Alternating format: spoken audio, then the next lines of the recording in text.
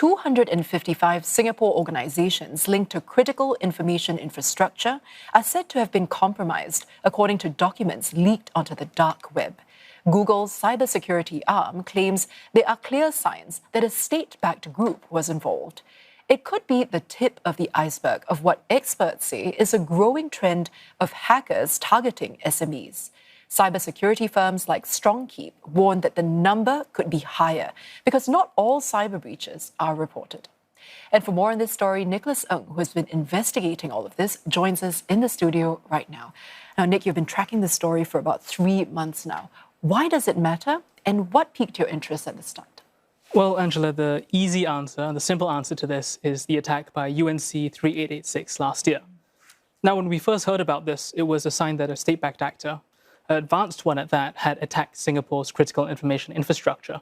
And from what we've learned earlier this month as well, they had gone after the telco sector, which, if you think about it, connects everything we do. The text messages we send to our loved ones, the way that businesses talk to each other.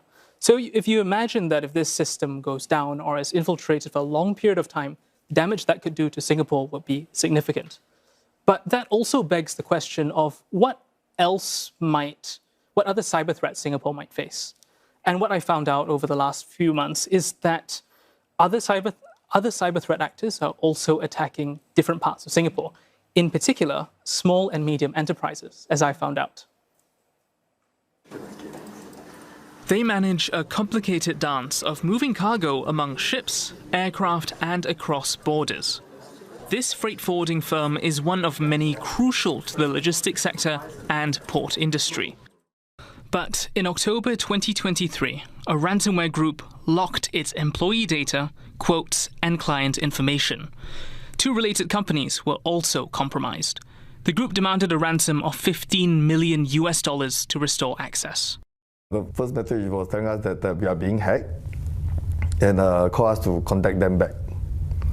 So, the rest of the colleagues don't even know. It looked like a junk or a scam email, so nobody replied them. So after a week or 2, they start calling us, calling the individual personnel here. The company decided not to give in to the hackers. But because sensitive information was leaked, over the next year, Penang Chin had to work with the police, the Personal Data Protection Commission, and the Cybersecurity Agency. So we are a bit lucky the attack didn't hit our critical data, so it's only our old data. So business is normal, it goes on as normal. That incident was a wake-up call for the firm, which tightened cybersecurity even as it faced other cyber attacks. Over the past 2 years, authorities and experts say SMEs are increasingly in the crosshairs. It's gotten easier to attack, it's gotten more lucrative to get some money out of these smaller companies, and many of them have become more digital in the last few years. So my estimation is that it's grown. Whether it's grown by the same amount or a lesser amount, I'm not sure. But common to all, unfortunately, the smaller companies, despite being more heavily targeted, continue to be less protected than the rest of the economy. And the number of SME cases out there could be higher. It's a lot of voluntary declaration if there is an incident. Sometimes they have some tools that flag up when there's an incident, but generally we think there's a massive underreporting of cases in the SME space. In the past year alone, some cybercriminals have claimed to be holding stolen data from Singapore SMEs. Anything from technical documents to customer records. Such information could later be used to scam businesses, commit fraud, or steal identities. So who are the criminals attacking organizations in Singapore and the rest of the world? What we've discussed so far are ransomware groups. And as the name implies, these groups are interested in breaking into firms, locking the data up and selling it back to the owners for a profit. Alternatively, they might threaten to release sensitive information onto the dark web if their demands aren't met. There are also what experts call initial access brokers, IABs. Now, these groups are interested in breaking into systems and not doing anything. Instead, they take this information and sell it to other criminals for a profit. And there are also hacktivist groups. Anonymous is a very famous example of this kind of cyber criminal. Now, these groups are interested in attacking organizations for political or ideological goals. And all of this feeds into a thriving underground ecosystem where organized crime groups can work with these cyber criminals in order to turn a profit as a team. But recently, experts have begun seeing a shift. They've begun observing initial access brokers teaming up and merging, much like how businesses do mergers and acquisitions with their competitors, to become more capable and to provide a better service to their criminal customers. Well, Nick, can you break it down for us? Why are specifically SMEs being hacked and targeted? One would think that maybe larger companies or even public services might have more to offer to the threat actors. You're right, and that's an easy assumption to make. But actually, SMEs are targeted largely because they are easier targets to hit. They don't have the same resources. Their attention is split in many more directions, which means that they can't really defend themselves the same way a larger organization would. Sure, the payout is smaller, considerably smaller in some cases, but still a target's a target. And if you're after money, I think some threat actors are not so discerning. But that's only part of the equation. The other part is to do with what experts call the cyber supply chain. So if you think about it, businesses these days are interconnected digitally, like more and more as time goes on, and to increasing levels of complexity. Now, if you want to get to a particularly juicy target, one that's worth a lot more money, for example, you could a head-on attack in cyber terms, to use a simplification, would be challenging. However, if you can exploit the weak link in the supply chain, in this case, potentially an SME, that would make your life as a threat actor much easier. But another dimension to this is that Singapore is a hub of different kinds. So we are a finance hub, for example, transport hub, and increasingly a tech hub. That attracts multinationals worth a lot of money to Singapore. And again, they're plugged into this large cyber supply chain, and it's possible that vulnerabilities can arise from SMEs being hacked. But to add to that, from a different dimension, is our personal information. So that has value too. One of the interviewees I spoke to, one of the experts I spoke to as I was researching the story, Ensign, was telling me that the value of Singaporean personal data is higher relative to some of the other countries in the region. So mine might be worth something in the high tens to low hundreds in US dollars. Someone else in the region might be in the low single digits. The reason for this is essentially supply and demand. So because Singapore's cybersecurity standards are fairly stringent, it's a bit harder to get my personal information, so supply is lower. But at the same time, Singapore's GDP per capita is a bit higher than some of the other countries in the region. So you could potentially do more kinds of fraud with that kind of information. So supply and demand's in place there. And to add to that, a different expert I spoke to, a different cybersecurity firm I spoke to, Group IB, they saw 62 data breaches on the dark web in 2025. Now, each of these breaches are from Singapore, broadly speaking. And each one represents thousands to millions of data points that could be used to identify Singaporeans. It's a small increase from 61 such breaches in 2024, but they do caution that they don't see this getting any better and is likely only to get worse in the future. And to add to all of that, there are new emerging dangers that are coming up. Can you tell us what some of those might be? So one of those dangers I've heard about is from another cybersecurity firm that we spoke to in the research in preparation for the story. It's the Mimecast. And they were telling us that they've seen small and medium enterprises in sectors linked to critical information infrastructure hit more frequently than before. So what's critical information infrastructure? Broadly speaking, these are sectors, these are industries that Singapore just can't live without. So they are your energy, your telcos, again, your banking, your finance, emergency services, and so on. These are just to get an idea of what they are. And I asked Mimecast how bad this trend might be, how bad a weakness this might be. This is what they had to say.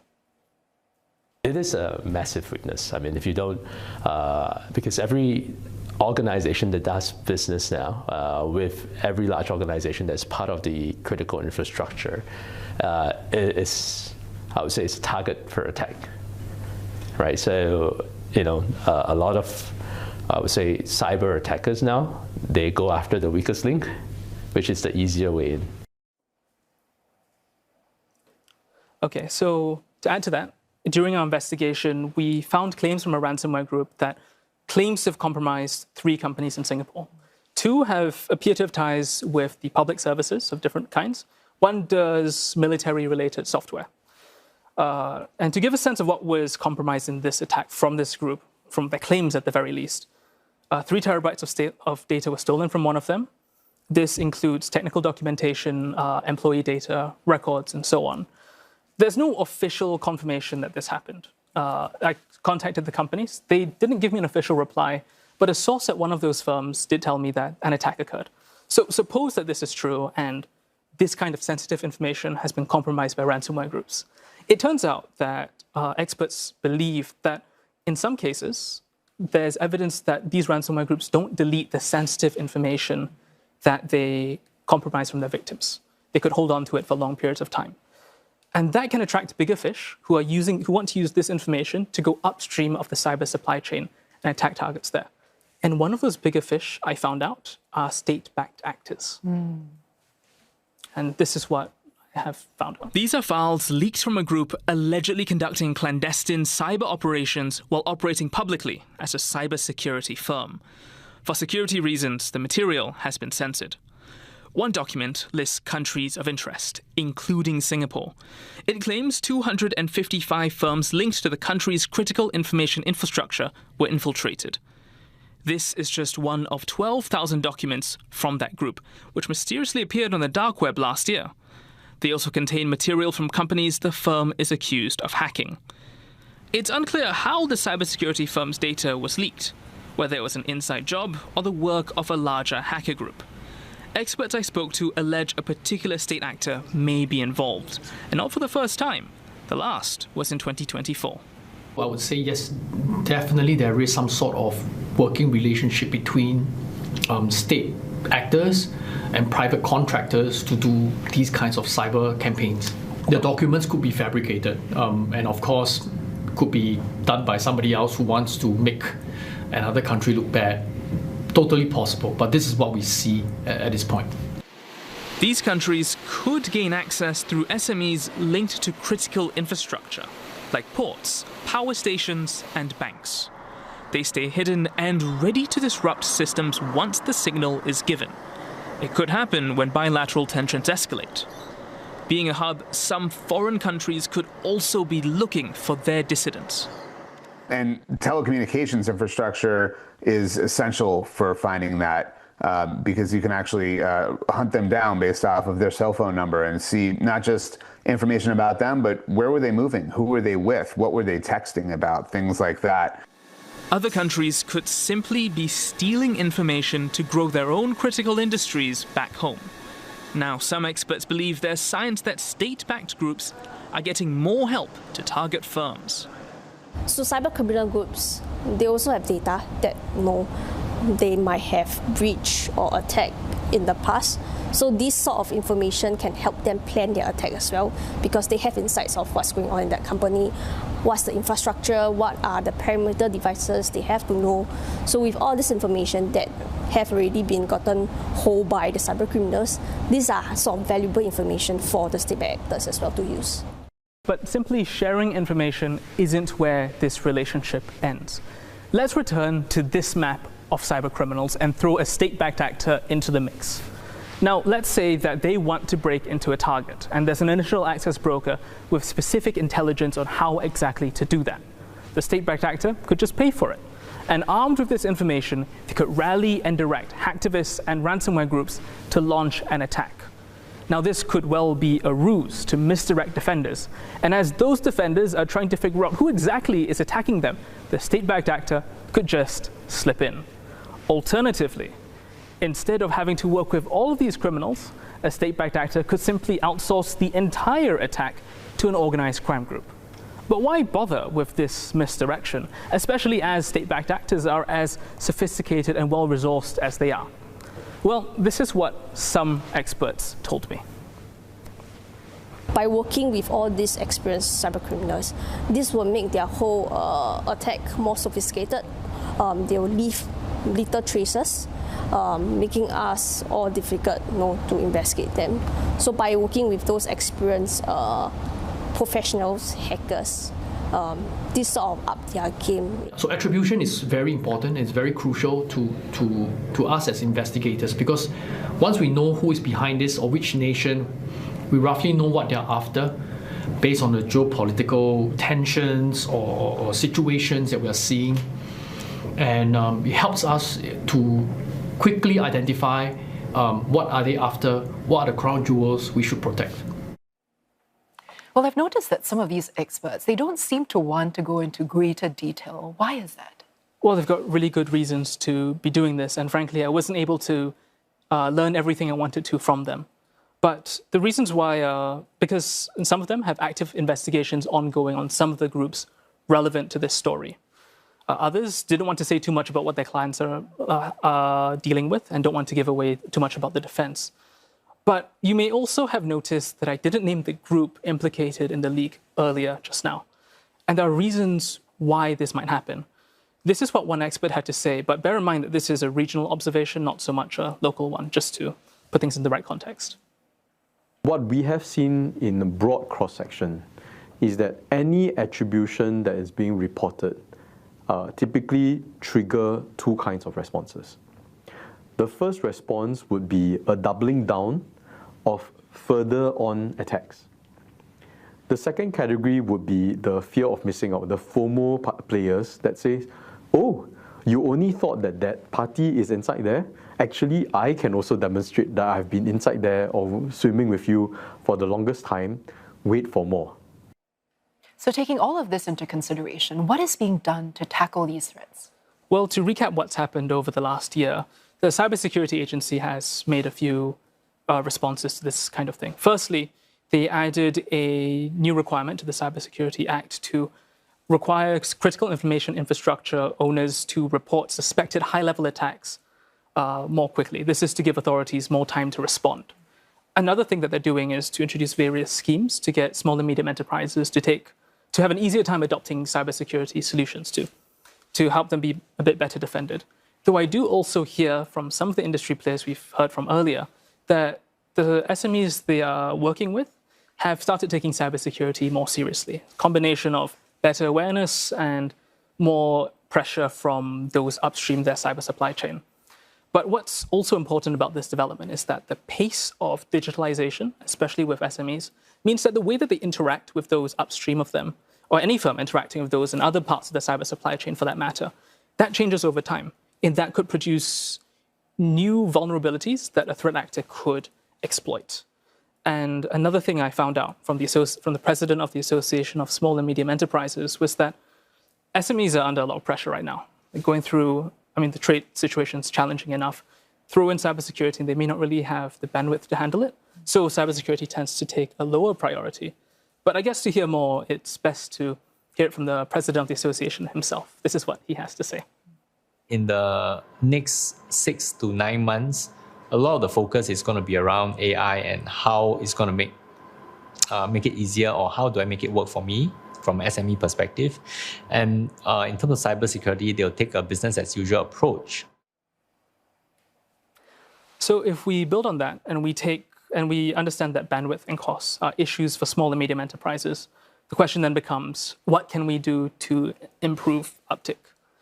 So on the one hand, there are suggestions from some of those I spoke to and from Ng himself that one of the things that could be explored is making higher cybersecurity standards part of government contracts. Or another thing that could happen is to make having high cybersecurity standards and incentives for small and medium enterprises to basically make their participation contingent on that kind of standard. And as you talk about these cybersecurity standards, do we have them here in Singapore? And how sufficient are they to helping us tackle these threats? We do, fortunately. And if you look behind me, there are a few that I'd like to highlight. So on the easier to implement level, we have the Data Protection Essentials. We've got the Cyber Essentials mark. On a higher level version of that is the Cyber Trust mark. And beyond that level as well, we have the global standards. So one of them is on screen. But critical information infrastructure owners have their own higher standards under the Cybersecurity Act and under the requirements they have with the authorities. Now, these standards are stricter, but they don't necessarily apply downstream of them. So SMEs that are part of that cyber supply chain may not necessarily be held to that same level. And that does also mean that the question then becomes, is there a way to legally, or is there a way to put those higher standards on those downstream? And there's one of the experts I spoke to suggested that perhaps having a wider implementation for the Cyber Essentials mark might be the way to go. The reason for this is because there's a line in the Cyber Essentials mark that requires that any company that handles your data needs to be able to handle it as well. And in doing so, this will create a ripple effect down the economy that would then strengthen everyone's cybersecurity as a whole. At least that's what he told me. All right, Nick, thank you so much for breaking all of that down for us. I've been speaking with Nicolas Ng, who has been tracking cybersecurity breaches in Singapore.